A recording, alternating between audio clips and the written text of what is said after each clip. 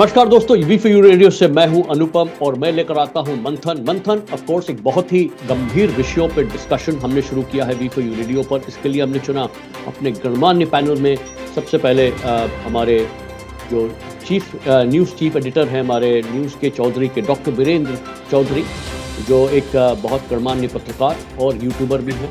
साथ में हमारे बहुत ही वरिष्ठ पत्रकार राकेश शर्मा जी, जो कि इस वक्त प्रेसिडेंट हैं, अध्यक्ष हैं इंडियन न्यूज़ सर्विसेज के। हमने ये हमारा दूसरा एपिसोड है और जैसा हम जानते हैं इंडियन पॉलिटिक्स, हिंदुस्तानी राजनीति बहुत ही एक इंटरेस्टिंग दौर से गुजर रही है, जब पक्ष और विपक्ष दोनों अपने आप को बहुत स्ट्रांग समझते हैं। लेकिन इस बार जब से संसद का सत्र शुरू हुआ दोस्तों, आपने देखा होगा कि विपक्ष ने सोच लिया कि इस बार पक्ष में जो है उनको बोलने का मौका नहीं देना है। जब इस तरह का एक माहौल बनता है तो शुरू होता है घमासान, और हमने इसी चीज़ को लेकर इस बार आए कि संसद में घमासान तो क्या है समाधान। पहली बार नहीं हुआ है दोस्तों, ये बहुत पहले भी हो चुके हैं। कई बार तो पुराने, अगर आपको याद होगा कि संसद में कुर्सियां भी फेंकी गई हैं, बहुत वायलेंस माहौल हो गया है, लेकिन उससे क्या समाधान निकला है, यही डिस्कस करने के लिए, इन्हीं विषयों पर डिस्कस करने के लिए आज मैं पहले तो आमंत्रित करता हूं हमारे बहुत आदरणीय राकेश शर्मा जी। आपका स्वागत है राकेश जी, और साथ में वीरेंद्र जी आपका स्वागत है।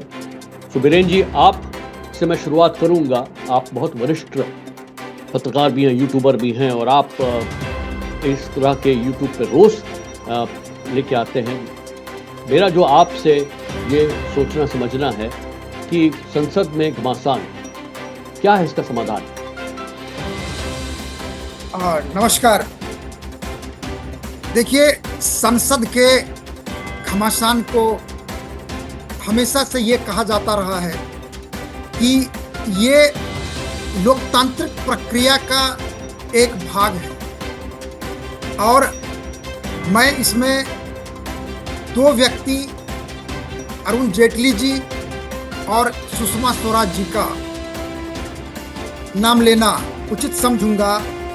जब अरुण जी राज्यसभा में विपक्ष के नेता थे तो उन्होंने, और यूपीए की सरकार थी, और अरुण जी से जब कहा गया कि विपक्ष पूरी तरह से सदन को चलने नहीं दे रहा है, तो अरुण जी के शब्द थे, क्योंकि मैं अरुण जी को बड़ा आदर करता हूं, मेरे हृदय में उनके प्रति बड़ा सम्मान है। बहुत बड़े लॉयर थे, बहुत बड़े वक्ता थे, और भारतीय लोकतंत्र के नर्व को बड़ी अच्छी तरह समझते थे छात्र जीवन से। उनके शब्द थे कि parliamentary obstruction is not undemocratic. ये बात है 2011, राज्यसभा विपक्ष के नेता थे। उसके बाद 2012 में सुषमा जी लोकसभा में विपक्ष की नेता थी। उन्होंने कहा कि not allowing parliament to function is also a form of democracy like any other form. अब सवाल यह है कि ये मैं इसलिए लाया कि संसद में घमासान होता रहा है, लेकिन समाधान भी मिलता रहा है। बिल्कुल। और समाधान का अर्थ यह है कि विधायी प्रक्रिया कभी रुका नहीं है। यदि आप नरेंद्र मोदी के काल को देखें तो मैं एक और आंकड़ा आपको बताऊंगा कि 16वीं लोकसभा का अर्थ है 2014 से 2019, उसमें पूरे 5 साल में 133 बिल पास हुए। और यदि आप देखें कि कितने समय का सदुपयोग हुआ, 88%, यानी डिसरप्शन था लगभग, समझिए मान के चलिए 10% से ज्यादा, थोड़ा 15%, 16। वही जब आप 17वीं लोकसभा में आते हैं तो बिल पास होता है 179, यानी 16वीं से ज्यादा, 2019 से 2024 के। और डिसरप्शन होता है, यानी जो काम नहीं होता है 22% है, और बाकी समय विधायी कार्य में लगता है। लेकिन ये तो आंकड़ा है। लेकिन एक समस्या ये हो रही है कि आप विपक्ष की जो स्थिति देखेंगे 2014 में कि मुख्य विपक्षी दल का दर्जा तो नहीं मिला, लेकिन उनको 44 सीटें मिली। और यदि फीसदी के टर्म में देखें कि 543 का कितना फीसदी, तो कांग्रेस को मिला 9% से भी कम, यानी 543 में कांग्रेस की स्थिति थी 9 से कम फीसदी के टर्म में। 2019 में देखें थोड़ा बढ़ा, लेकिन 10% से नीचे, और यही कारण है कि एलओपी नहीं बढ़ा। अब की बार उनको मिला है 99 सीट, यानी विपक्ष के नेता का पद उन्हें मिल गया। और उसका झरोखा राहुल गांधी ने अपने पहले भाषण में ही दिया है, और यही कारण है कि मैंने इस प्रश्न को आपसे चर्चा किया और इस प्रश्न को लाए। लेकिन अब आते समाधान। समाधान ये है कि यदि राजनीतिक प्रक्रिया को, वैधानिक प्रक्रिया को यदि डिसरप्ट करेंगे, क्योंकि चूंकि उनकी स्थिति बढ़ गई है, तो ये भारतीय संसद के न समाधान मिलेंगे, घमासान जारी रहेगा। भारतीय संसद में लगातार घमासान भारतीय लोकतंत्र के लिए किसी भी तरफ से उचित नहीं। तो हम इस चर्चा को बढ़ाते हैं आगे। हमारे साथ आज राकेश शर्मा जी हैं। वीरेंद्र जी, आज आप अपना प्रश्न उनसे क्यों नहीं पूछते? सर, मैं आपसे जानना चाहूंगा, मैं तो 2 उदाहरण दिया हूं, आप तो बिल्कुल कई लोकसभा के कार्य को देखे हैं, समझे हैं। विपक्ष में और सरकार में, जैसे राजनीतिक विज्ञान के छात्र के रूप में मैं यही समझता हूं कि लोकतंत्र में जितना महत्व सरकार का है, उतना ही महत्व विपक्ष का है कोई भी कानून बनने में। लेकिन जिस तरह की बेईमानस्यता, जिस तरह के ईगो प्रॉब्लम, जिस तरह के पर्सनल प्रॉब्लम हो रहे हैं, आपको क्या लगता है? क्योंकि पहले जो अभी बैठक हुई संसद की, उसमें दशा और दिशा मुझे ठीक नहीं दिखा। आपको क्या लगता है कि अगला 5 साल कैसा चलेगा? वीरेंद्र जी, मुझे कोई बहुत खुशहाली दिखाई नहीं दे रही, कोई प्रसन्नता दिखाई नहीं दे रही, कोई समाधान की ओर हम कहीं जाते हुए नहीं दिखाई दे रहे। इसके मूल जड़ में जाना पड़ेगा। इस व्यवधान का समाधान हम पूछ रहे हैं, हम घमासान का समाधान की जब बात कर रहे हैं, तो एक कहावत है कि सोते को तो आप जगा सकते हैं, यदि कोई जगा हुआ सो रहा हो उसे आप कैसे जगाएंगे? प्रश्न यह है कि 2014 में चुनाव हारने के बाद विपक्ष की स्थिति अर्ध विक्षिप्त जैसी हो गई है। हर हालत में वो सत्ता के बिना रह नहीं सकते, और सत्ता प्राप्ति के लिए ऐसे अनर्गल हंगामा, शोर शराबा और संसद को ना चलने की प्रक्रिया है। और उससे समझ रहे हैं कि जनता उनको सहानुभूति दे देगी? बिल्कुल नहीं। जनता से बात करो इस प्रकार का, क्योंकि जनता ने उनको चुनकर भेजा है संसद में चर्चा करने के लिए, बिल लाने के लिए, कानून बनाने, देश की दशा दिशा निर्धारित करने के लिए, ना कि शोर शराबा। और जब ये शोर शराबा किसी एजेंडा के तहत होता है, आप देखिए, क्योंकि ये क्यों हो रहा है? आपने अरुण जेटली का और सुषमा स्वराज जी का नाम लिया। जब वो व्यवधान, तो उन्होंने कहा कि डेमोक्रेटिक प्रोसेस का ये अंग है डेमोन्स्ट्रेशन, लेकिन उसके साथ साथ वो समाधान भी दे देते। आज की स्थिति ये है कि डेमोक्रेटिक प्रोसेस का अंग तो ही बोलते हैं, लेकिन समाधान के लिए कभी भी तैयार नहीं होते। और सबसे बड़ी बात यह है कि देश की संसद को ना चलने के लिए, मैं आपको मूलतः बात बता रहा हूँ, ये विदेशी एजेंडे पे चल रहे हैं। आपने पिछली लोकसभा के अंदर ये देखा होगा कि जब जब भी संसद सत्र प्रारंभ होता है, उसके 2 या 3 दिन पहले विदेशों से आयातित मुद्दे के ऊपर संसद ठप कर दी जाती है, पूरे का पूरा सेशन खत्म कर दिया जाता है। मैं उदाहरण के रूप में कहूंगा, Hindenburg, Pegasus, BBC documentary, George Soros, ये ऐसे मुद्दे थे जिससे हमारा कोई ताल्लुक नहीं था। विदेशों के अखबारों में छपा और यहाँ पे आपने हंगामा कर दिया और एक दिन भी संसद नहीं चलने दी। अलग अलग प्रकार से, अलग अलग तरीके से आपने वहाँ पे हंगामे के सारा, मतलब जो भी कुछ नहीं कर सकते थे, वेल में आए, कुर्सियों पे चढ़े, काले झंडे लेके आए, काले कपड़े पहन के आए, इतना हंगामा।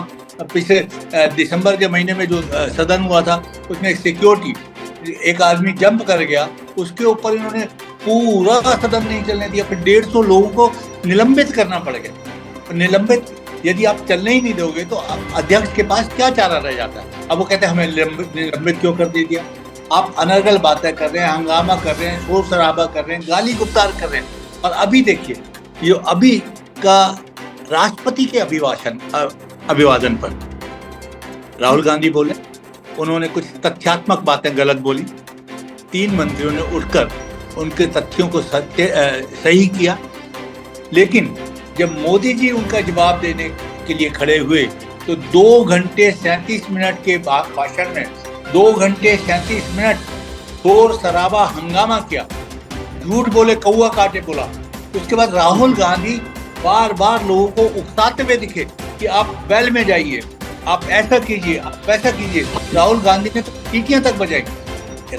कोई प्रश्न नहीं था, सिर्फ राष्ट्रपति के अभिवादन पर जो आपने प्रश्न उठाए उनके प्रश्नों का जवाब ही तो दे रहे थे। तो ये कैसा आप समाधान चाह रहे हैं? आप व्यवधान ही चाह रहे हैं, आप समाधान नहीं चाह रहे। आप किसी भी प्रकार से इस संसद को पंगु बना देना चाहते हैं, देश के विकास के अंदर रोड़ा बनना चाहते हैं, देश की तरक्की के लिए, उन्नति के लिए, प्रगति के लिए यदि संसद में कोई कानून बनना चाहते हैं, बिल लाना चाहते हैं, उनमें रोड़े अटकाए जाते हैं। फिर वो जब अध्यादेश के थ्रू ले आते हैं, क्योंकि सरकार को तो काम करना है, 5 साल के लिए उनको चुना गया है सरकार का काम करने के लिए, वो अध्यादेश के थ्रू लाते हैं। फिर आप वॉकआउट कर जाते हैं, आपको निकाल दिया जाता है, तो उनसे पास करा लेते हैं, देश तो चलेगा। लेकिन ये जो समाधान की बात है, जब तक विपक्ष सकारात्मक नहीं होगा तो मुझे नहीं लगता कि कोई समाधान है। और इनकी सकारात्मकता सत्ता लोलुपता से जुड़ी हुई है। येन केन प्राकरेन, ये सत्ता प्राप्त करना चाहते हैं और ये 5 साल इसी प्रकार चलते रहेंगे। ये सोच रहे हैं कि जनता देख रही है, जनता सब समझ रही है। इसका समाधान इनको जो 99 पहुंचे या फिर दोबारा से इनकी संख्या घटेगी, तब पता लगेगा कि इन्होंने देश का कितना नुकसान किया है, देश को, संसद को ना चल के लोकतंत्र का कितना नुकसान किया है। जिस संविधान के पर्चियां हिला के, किताबें हिला के संसद के अंदर बोल रहे हैं कि संविधान की रक्षा कर रहे हैं, उसी संविधान को जब आप झूठ बोलते हैं, तथ्यात्मक रूप से गलत अपना प्रवचन देते हैं, अपने स्टेटमेंट देते हैं पार्लियामेंट में, तो हमारे जो लोकसभा के अध्यक्ष हैं इनके ऊपर एक्शन लेके, जब आप कोई भी गांधी सरनेम से कोई फर्क नहीं पड़ता, आप हर बात में तो झूठ बोल रहे हैं। तो ये झूठ, प्रपंच, मक्कारी, फरेब करके कब तक ये संसद को व्यवधान में करेंगे और जनता इनको सबक नहीं देगी, ये गलतफहमी में मेरा पूर्ण विश्वास है। इस संसद को चलने देना चाहिए, संसद में डिबेट होनी चाहिए, अच्छी डिबेट होनी चाहिए, संसद के अंदर सार्थक डिबेट होनी चाहिए। देश की तरक्की, उन्नति, प्रगति के लिए जहाँ विकसित राष्ट्र का संकल्प हमने मिल गया है, इस प्रकार के व्यवधान से विकसित राष्ट्र कैसे उस लक्ष्य को कैसे प्राप्त करेंगे? बहुत ही गंभीर विषय है, बहुत ज़्यादा गंभीर है।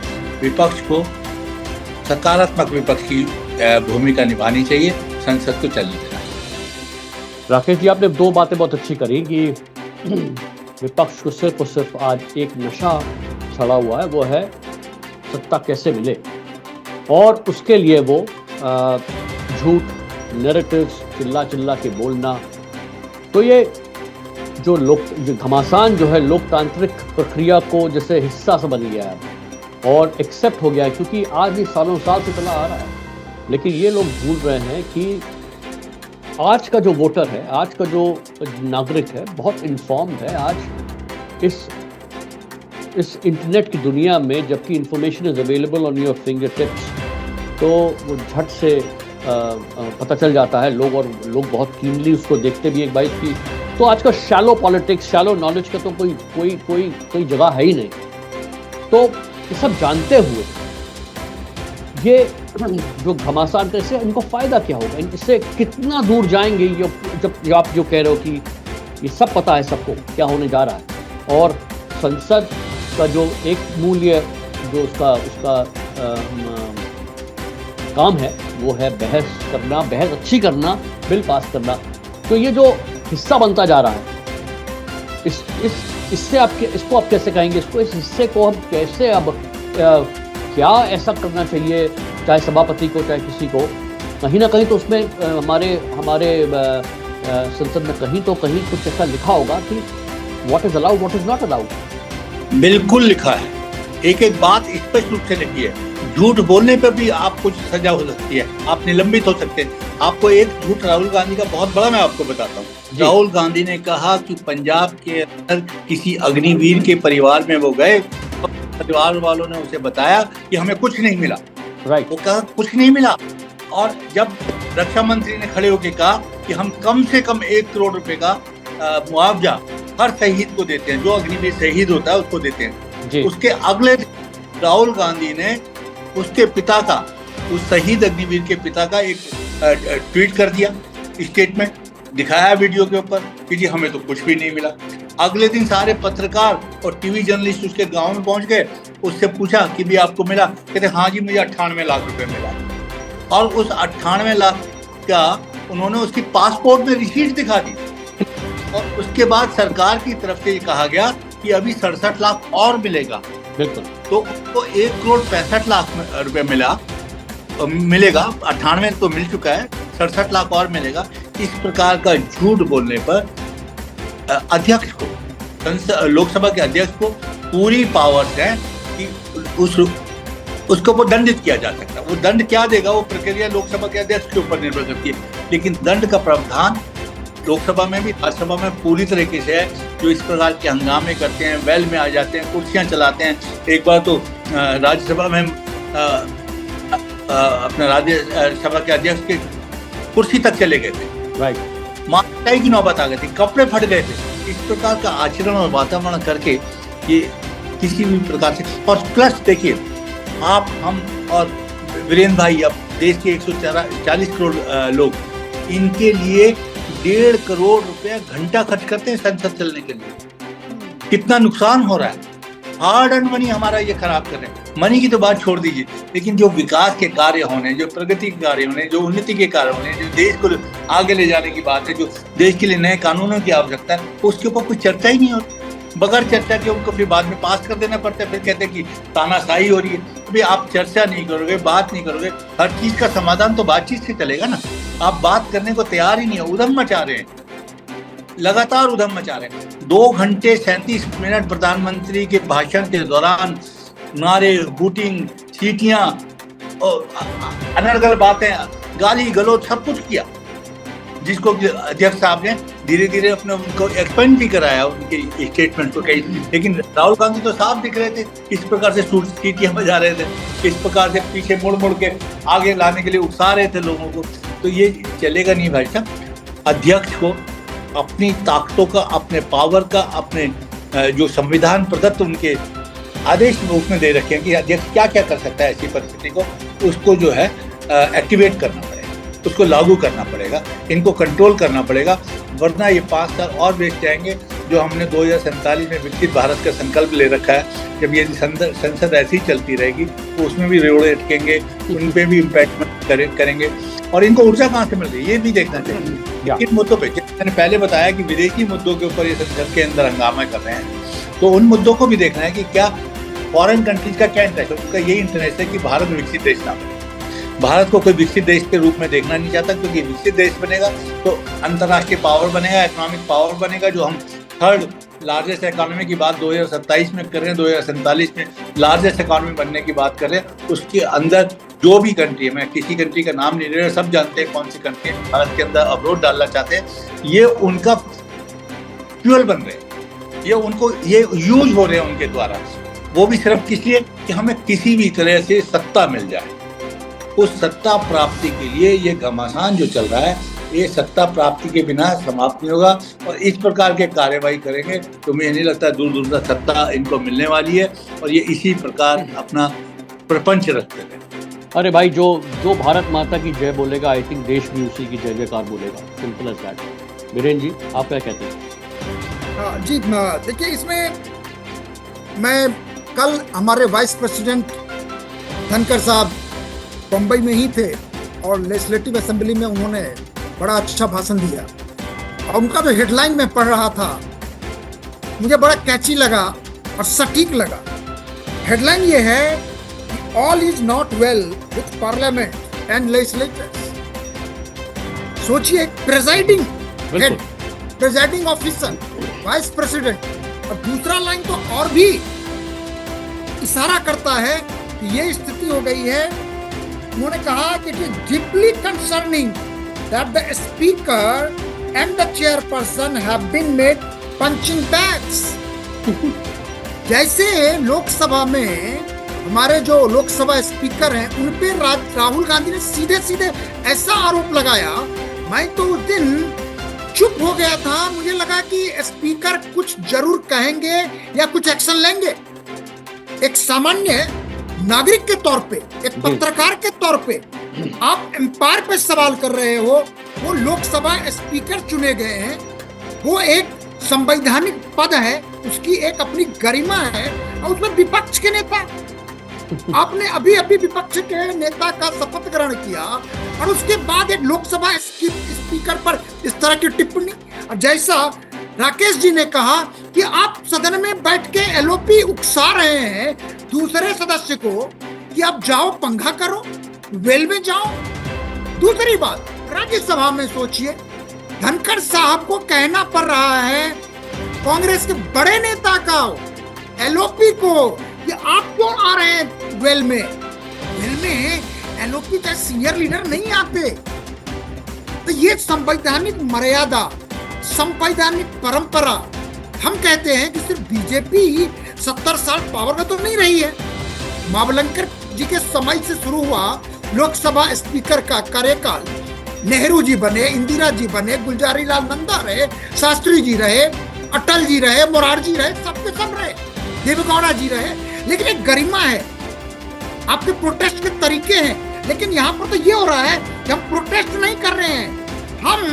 हम जो अरुण जेटली की बात कर रहे थे सुषमा जी का, वही सेंस में कर रहे थे कि प्रोटेस्ट है, डिसरप्शन नहीं है, कि हम सदन चलने ही नहीं देंगे, हम बिल पास होने ही नहीं देंगे, हम प्रधानमंत्री के भाषण का किसी को सुनने ही नहीं देंगे। सोचिए, वेंकैया नायडू ने लोकसभा चैनल, राज्यसभा चैनल शुरू किया। किस लिए शुरू किया?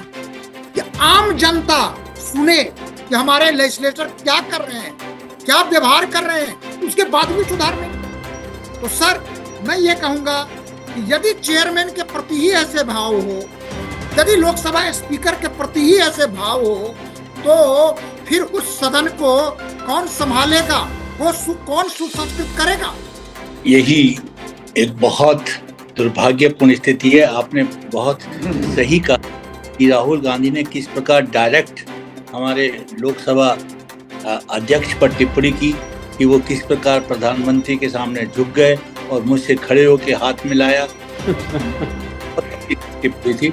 और इससे भी अधिक वीरेंद्र जी और अनुपम जी, तो आपने देखी होगी, जब पिछली बार संसद के अंदर सिक्योरिटी के ऊपर हंगामे हो रहे थे और जब 150 सांसद जो है सस्पेंड किए गए थे, तो नीचे जब संसद भवन के बाहर ये एजिटेशन कर रहे थे, तो तृणमूल कांग्रेस के जो कल्याण बनर्जी थे, उन्होंने किस प्रकार से मिमिक्री की थी वाइस प्रेसिडेंट की, अपने बॉडी लैंग्वेज से और ऐसे ऐसे हिला के।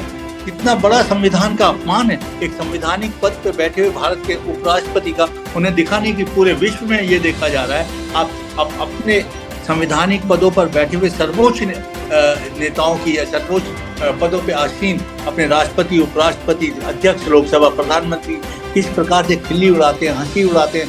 अब ये भारत के जिस संविधान को बचाने की बात कर रहे हैं, जिस लोकतंत्र की रक्षा की बात करते हैं, जिस संवैधानिक संस्थाओं की रक्षा की बात करते हैं, उसकी ये धज्जियां उड़ा देते हैं।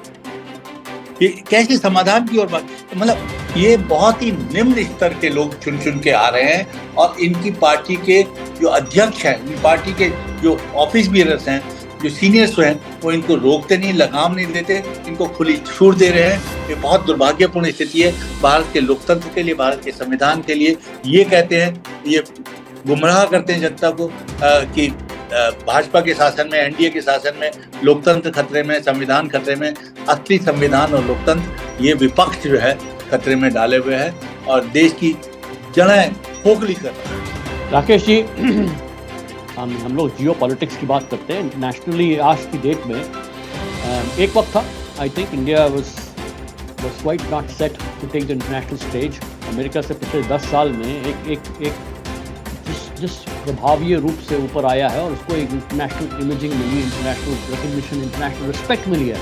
देखिए, ये एक क्वेश्चन संसद का, आपने बिल्कुल सही बात की, पूरा विश्व देखता है कि साहब विपक्ष का नेता ये कह रहा है कि आप उनसे झुक के मिले, हमसे झुक के नहीं मिले। अरे एक तरफ एक प्रधानमंत्री को हिंदुस्तान से बाहर निकल कर मिलना होता है रूस के प्रेसिडेंट से, चाइना के प्रेसिडेंट से, और उनसे आप निगोशिएट भी कर रहे हैं, और इतनी घमासान जो चल रहा है अपने उसको लाइक आई थिंक संसद के एक जो प्रक्रिया है उसमें एक बहुत क्लियर होना चाहिए कि पक्ष हो या विपक्ष हो, तैयारी दोनों की होनी चाहिए कि व्हाट इफ उनको ऐसा मौका मिला कि उनको इंडिया को रिप्रेजेंट करना है, क्या वो तैयार है इसके लिए, क्या उनके डेटा फैक्ट्स क्लियर हैं, क्या उनको इतनी नॉलेज है कि वो हिंदुस्तान को कैसे रिप्रेजेंट करें। तो मेरे हिसाब से यह है कि इसकी भूमिका और जिम्मेदारी जो सांसदों की है, मतलब जो राजनीतिक दलों की जो भूमिका है इस वक्त, क्या वो समझते हैं। और इस घमासान हम ये नहीं कह रहे हैं बिल्कुल भी कि घमासान गलत है, बिल्कुल सही है, लेकिन अपनी बात रखने के लिए देखिए साइंटिफिक डेटा लाना पड़ता है, नॉलेज लेवल लाना पड़ता है। आपके हिसाब से जो आप तो मतलब 40 साल से ऊपर से आप पत्रकारिता देख रहे हैं, आप तो एडिटोरियल्स भी देखते हैं कि लोग कैसे लिखते हैं, इस पे क्या समाधान क्या है, किस तरह इन चुने हुए नेताओं को ट्रेन किया जाए, या फिर कैसे इनको समझाया जाए कि साहब आप उठिए, इस लेवल से उठिए, इस तरह के शोर शराबे से आप अपनी छवि गिरा रहे हैं, बढ़ा नहीं रहे हैं, क्योंकि आने वाले वक्त में जैसा आपने बताया कि नंबर 3 अगर आप इकोनॉमिक पावर बनना चाहते हैं, चाहे उसमें डिपेंड करता है कोई भी नेता हो, हिंदुस्तान को क्या, भारत को आप क्या प्रिपेयर कर रहे हैं उस ग्राउंड के लिए। मेरा सवाल आपसे यही है कि जो भूमिका है इसको कैसे समझाया जाए इनको। भाई साहब, इसमें मेरा मानना ये है कि मैं अमर्यादित, अनपार्लियामेंट्री, वल्गर लैंग्वेज कभी जीवन में प्रयोग नहीं कर रहा, लेकिन आज मेरा हृदय इतना पीड़ित है ये सब कुछ देख के। मैं एक कहावत है, सब जानते हैं उस कहावत को, कि कुत्ते की दुम 12 साल के बाद भी सीधी करके बाहर निकाल को टेढ़ी निकली। जी बिल्कुल, ये उस प्रकार के जीव हो चुके हैं कि ये सुधरने की इनमें गुंजाइश ही नहीं है। जो व्यक्ति विदेश में बैठ के ये कह सकता है कि भारत देश ही नहीं है, तो राज्यों का समूह है, जबकि आत्मा है भारत, जो देश है मेरा, भारत आत्मा है, राज्य तो उसके अंग है। और जो कभी सनातन को गाली दे देगा, कभी हिंदू को गाली दे देगा। अभी कल भी इन्होंने कर्नाटका में कोई रामनगर नाम की चीज थी, उसका राम ही नाम हटा दिया, राम से नफरत करेंगे, हर चीज से करेंगे। तो इनका ध्येय तुष्टीकरण के माध्यम से किसी भी तरह से सत्ता हासिल करने का है, और उसके बाद खंडित विखंडित देश बनाने का है, देश की प्रगति के अंदर अवरोध डालने का है, विदेशी ताकतों के एजेंडे को साकार करने का है। तो इस मानसिकता को हम कैसे दूर कर सकते हैं कि इनको सत्ता दे दो और देश को लूट ले, वो ये चाहते हैं। ये हम भारत के हैं, भारतीय हैं, भारत के लिए सोचते हैं। ये देश की जनता इसको इस प्रकार से आसानी से होने नहीं देगी। इनको ही अपने स्वभाव में परिवर्तन का लाकर सकारात्मक विपक्ष की जो है भूमिका निभानी होगी, तब जो है लोग इनको रिकॉग्नाइज करेंगे। इस प्रकार के बर्ताव से, व्यवहार से बिल्कुल इनका रिकॉग्निशन नहीं होने वाला, ये पाताल में चले जाएंगे।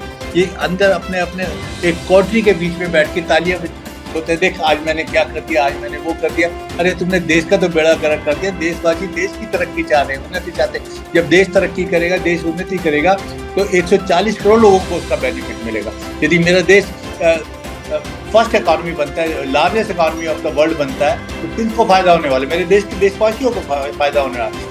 उसके अंदर अवरोध क्यों पहुंचाना चाहते हो? क्योंकि आप उन शक्ति को जो भारत को ताकतवर नहीं देखना चाहती, उनकी मदद करना चाहते हो। इसका कंक्लूजन तो आदमी यही निकालेगा, what will you conclude out of their action? This that you do not want the growth of the nation.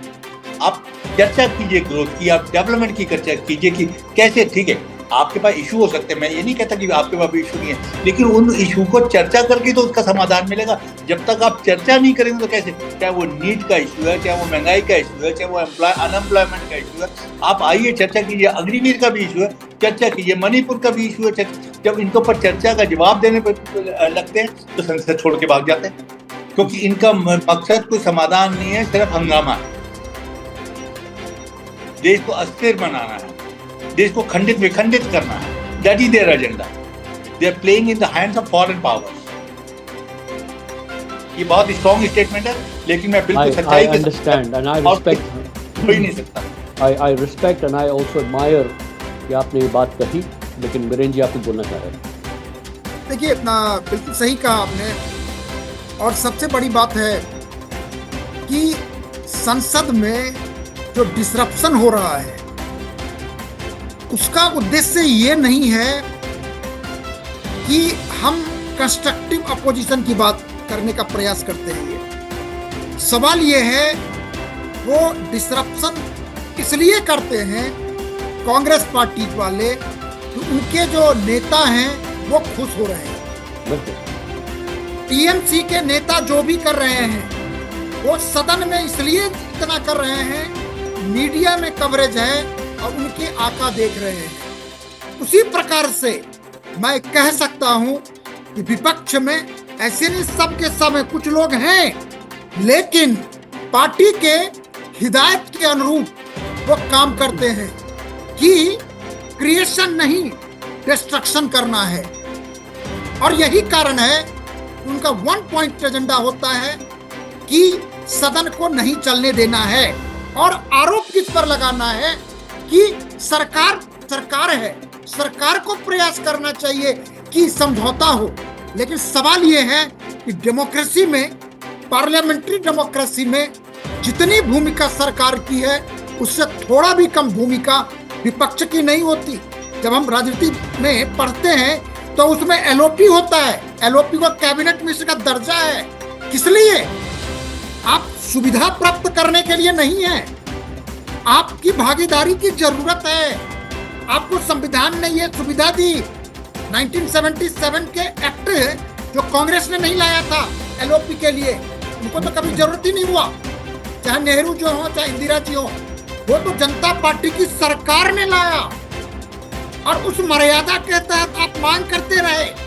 2 बार आपको जनता ने एलओपी का नंबर तक नहीं दिया, तीसरी बार आपको मिला है। ठीक कहा इन्होंने राकेश जी ने कि यदि ये घमासान ही करते रहेंगे, चूंकि अभी बजट सेशन आने वाला है और उसमें बहुत सारे बिल पास होंगे, बहुत सारे बिल लाए जाएंगे और यदि उसको सुचारू रूप से नहीं चलने देंगे, सरकार किसी न किसी रूप में तो बिल पास कराएगी। और फिर उसके बाद आप कहते हैं क्या? एक महत्वपूर्ण बात मैं कहूंगा कि सरकार स्टैंडिंग कमेटी में कोई बिल नहीं डालती। भैया, जब आप सदन में बहस ही नहीं करने को तैयार हो, कानून में भागीदारी ही नहीं देना चाहते हो और चाहते हो लोकतंत्र, आप अख्तियार कर रहे हो लोकतांत्रिक तरीका और उम्मीद कर रहे हो लोकतंत्र की, कैसे होगा? इसलिए मुझे लगता है कि मैं राकेश जी के जो पहले उत्तर थे उससे मैं हद तक सहमत हूं कि 2024 लोकसभा चुनाव का जो रिजल्ट है, 18वीं लोकसभा का जो रिजल्ट है, विपक्ष को खासकर कांग्रेस को लगता ये है कि वो सत्ता में आ गए हैं। 52 से 99 वो समझ नहीं रहे कि 99 का फेरा क्या है। लूडो का खेल है ये। हो सकता है वो 99 से 9 पर आ जाएं। बहुत बढ़िया बात, बहुत बड़ी बात। सब जानती है, जनता सब देखती है नरेंद्र मोदी क्या है। मैं तारीफ की बात नहीं कर रहा हूँ। नरेंद्र मोदी क्या है और राहुल गांधी क्या है। राहुल गांधी का पृष्ठभूमि क्या है और नरेंद्र मोदी का पृष्ठभूमि क्या है, जनता जानती है। इसलिए मैं राकेश जी के शब्द से, विचार से पूरी तरह सहमत हूँ। ये जो सदन है, ये लोग बाधा डालेंगे।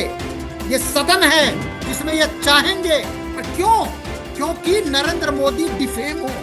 क्यों? क्योंकि एनडीए सरकार डिफेम हो। लेकिन डिफेम का सवाल नहीं है, देश का सवाल है, देश के भविष्य का सवाल है। इसलिए मेरा मानना है कि राकेश जी के बात से मैं पूरी तरह सहमत हूँ। अनुपम जी, इसमें मेरा किसी प्रकार का भेद नहीं।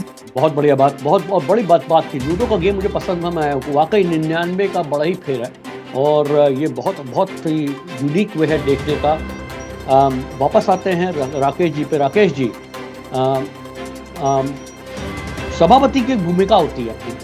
आज सिर्फ डिस्कशन ये हो रहा है कि संसद में जो ये हंगामा घमासान हो रहा है, इसको आप चैनलाइज कैसे करें, एक ऊर्जा की तरह कैसे इस्तेमाल करें, ना कि एक उत्पाद की तरह से। और सभापति की एक भूमिका होती है और उसको उनके पास हमें पावर भी होंगी कुछ नियंत्रण में करने के इसको।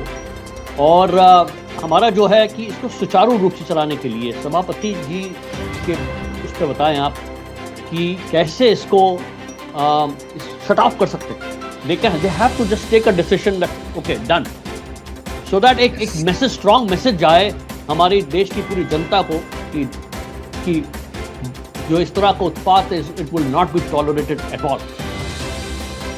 सभापति को, एलओपी को अपने कमरे में बुलाकर बात करनी चाहिए, क्योंकि जो प्रधानमंत्री जी ने उन्हें अपने अभिभाषण में कहा कि बालक हैं, वो बालक से भी कमजोर बुद्धि के व्यक्ति लगते हैं और उनको कानून के बारे में कोई जानकारी नहीं। यदि कानून के बारे में जानकारी होती तो जिस प्रकार की हूटिंग, जिस प्रकार का हंगामा, जिस प्रकार से लोगों को उठाना, जिस प्रकार के सीटियां बजाना, वो कभी नहीं करते। एक बार आके बुलाकर उन्हें बहुत अच्छी तरह संविधान प्रदत्त कानूनों को बताना चाहिए कि यदि आप लगातार इस प्रकार का बर्ताव व्यवहार करते रहेंगे तो उसके ऊपर क्या क्या आपके ऊपर एक्शन हो सकते हैं। उसके बाद आप पर भी जाने के लायक नहीं है, क्योंकि अध्यक्ष के निर्णय को ये तो कोर्ट में भी चैलेंज नहीं कर सकते।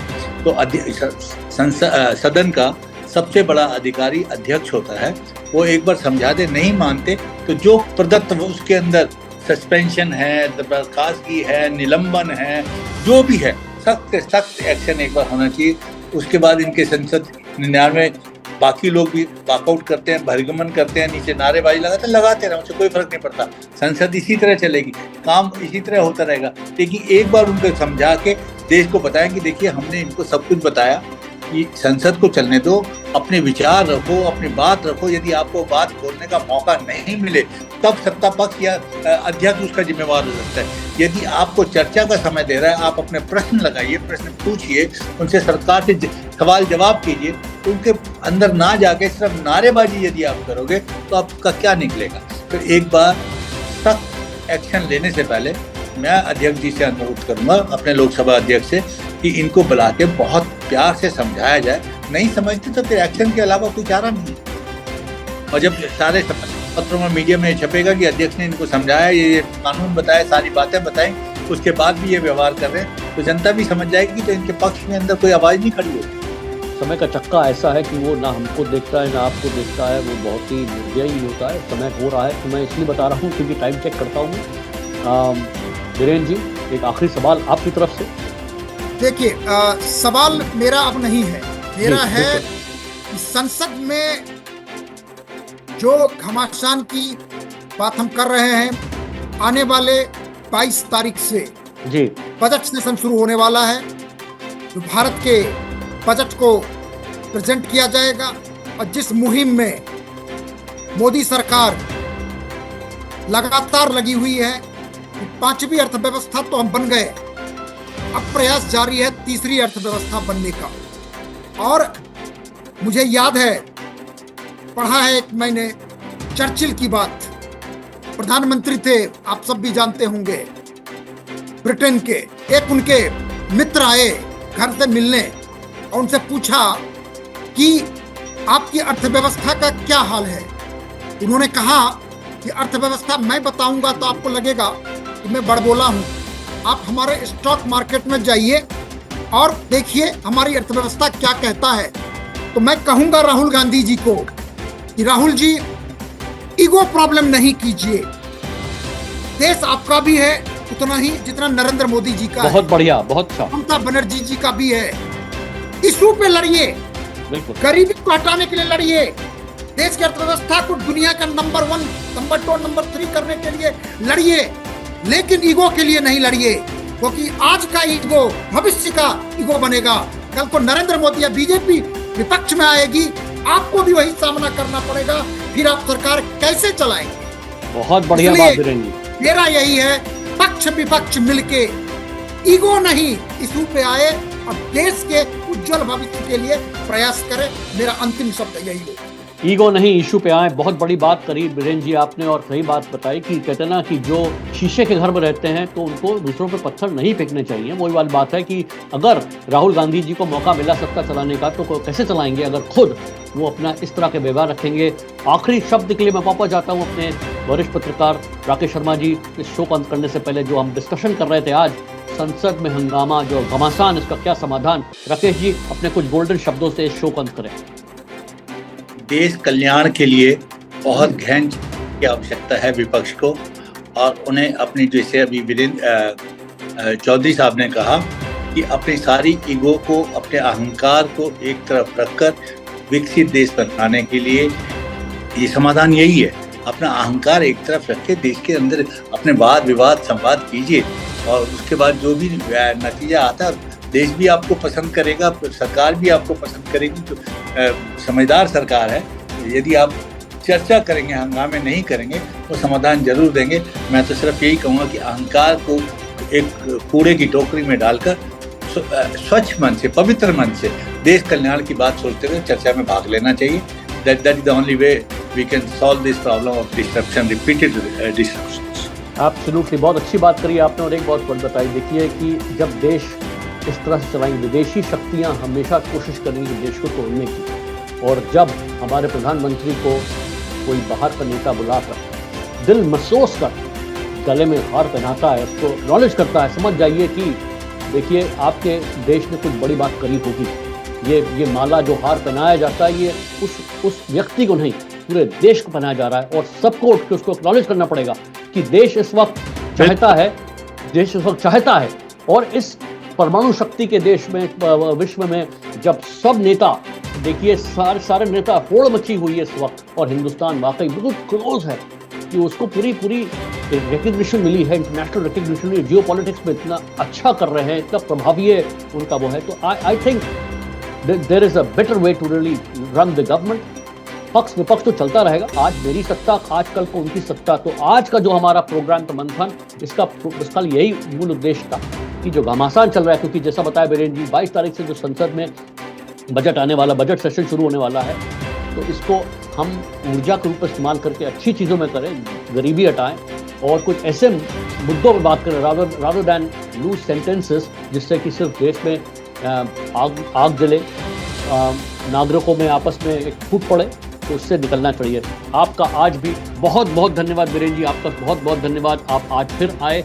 ये मंथन साहब, मैं बताऊं वीपीयू रेडियो ने शुरू जो मुहिम कही है, हर शनिवार को हम रात के 9 बजे इंडिया टाइम पर रिलीज़ करेंगे इसको। और राकेश जी आपका बहुत बहुत धन्यवाद बम्बई से जुड़ने के लिए। आपका कल का सेशन बहुत अच्छा हो, आपके उसमें प्रधानमंत्री जी आ रहे हैं, अगर कुछ बताना चाहें 2 शब्द, क्या है उत्सव बम्बई में? बम्बई में हमारी इंडियन न्यूज़पेपर सोसाइटी का एक नया भवन तैयार हुआ है, उसका उद्घाटन करने के लिए प्रधानमंत्री आ रहे हैं, और उसमें मेरा पहला वक्तव्य रहेगा।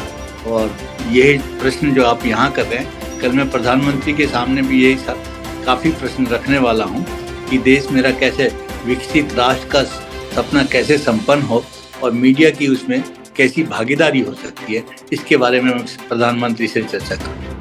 बहुत बहुत शुभकामनाएं आपको। हार्दिक शुभकामना, बहुत बहुत शुभकामना, हार्दिक शुभकामना। आपका कार्यक्रम बहुत सफल हो, खूब बढ़िया से संपन्न हो। धन्यवाद। और मंथन पे आने के लिए शुक्रिया, और इस तरह मंथन चलता रहेगा दोस्तों। आज के लिए मेरा नमस्कार। सुनते रहिए वीपीयू रेडियो।